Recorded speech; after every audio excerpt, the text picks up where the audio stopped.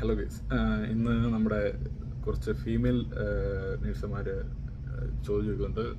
ഇങ്ങനെ ചോദിച്ചുകൊണ്ടിരിക്കുന്നത് നമ്മൾ നേരത്തെ ഓൾറെഡി ഇതിനെപ്പറ്റി സംസാരിച്ചതാണ്. ഫീമെയിൽ നേഴ്സുമാർക്കാണെന്നുണ്ടെങ്കിൽ ഇൻഡസ്ട്രിയിൽ വേക്കൻസീസ് വരാറില്ല, ഇൻഡസ്ട്രിയിലാണെന്നുണ്ടെങ്കിൽ എടുക്കാറില്ല.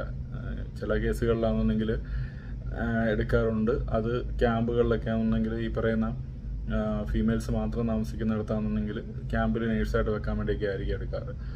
അല്ലാതെ ആണെന്നുണ്ടെങ്കിൽ ഫീമെയിൽ നേഴ്സറെ കണ്ടിട്ടില്ല. അപ്പം ഒരുപാട് പേര് ഇങ്ങനെ ചോദിക്കുന്നു, ഫീമെയിൽ നേഴ്സുമാർക്ക് വേക്കൻസീസ് ഉണ്ടോ, എന്തെങ്കിലും എങ്ങനെയാണ്, എവിടെയാണ് അപ്ലൈ ചെയ്യണമെന്നൊക്കെ ചോദിക്കുന്നു.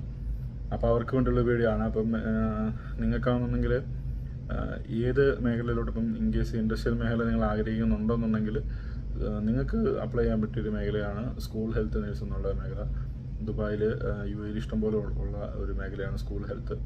അപ്പം നിങ്ങൾക്ക് ആ ഒരു മേഖലയിലോട്ട് കോൺസെൻട്രേറ്റ് ചെയ്യാൻ പറ്റുന്നതാണ്. അപ്പം ഹോസ്പിറ്റൽ അല്ല ഒരു മേഖലയിലോട്ടാണ് നോക്കുന്നതെന്നുണ്ടെങ്കിൽ ഒരുപാട് ക്ലിനിക്കുകളുണ്ട്. UAEയിലാണെന്നുണ്ടെങ്കിൽ ഞാൻ നേരത്തെ പറഞ്ഞിട്ടുള്ളതാണ്. UAEയിൽ ഹോസ്പിറ്റൽ അല്ലാതെ തന്നെ ഒരുപാട് സ്പെഷ്യലൈസ്ഡ് ക്ലിനിക്കുകളുണ്ട്. ക്ലിനിക്കുകൾ എന്ന് പറയുമ്പോൾ നമ്മുടെ നാട്ടിലാണെന്നുണ്ടെങ്കിൽ പോകുന്ന പോലെ ചെറിയൊരു സെറ്റപ്പ് ക്ലിനിക്കൊന്നും അല്ല. UAEയിലുള്ള ക്ലിനിക്കുകളൊക്കെ അത്യാവശ്യം നല്ല സ്പെഷ്യലൈസ്ഡ് ആയിട്ടുള്ള ക്ലിനിക്കുകളുണ്ട്. ഓരോ ഓർഗൻസ് ബേസ്ഡ് ചെയ്തിട്ടുള്ളതെന്നുള്ള രീതിയിൽ വേണമെങ്കിൽ പറയാം.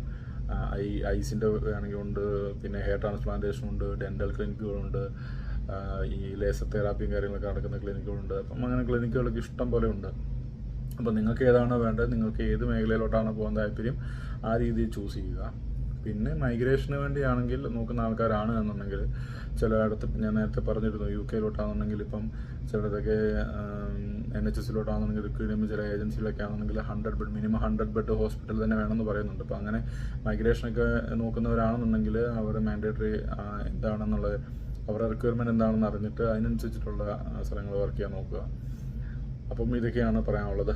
വേറെ എന്തെങ്കിലും ഡൗട്ട് ഉണ്ടെന്നുണ്ടെങ്കിൽ എനിക്ക് മെസ്സേജ് അയക്കുക, അല്ലെന്നുണ്ടെങ്കിൽ കമൻസ് ആയിട്ട് ഇടുക.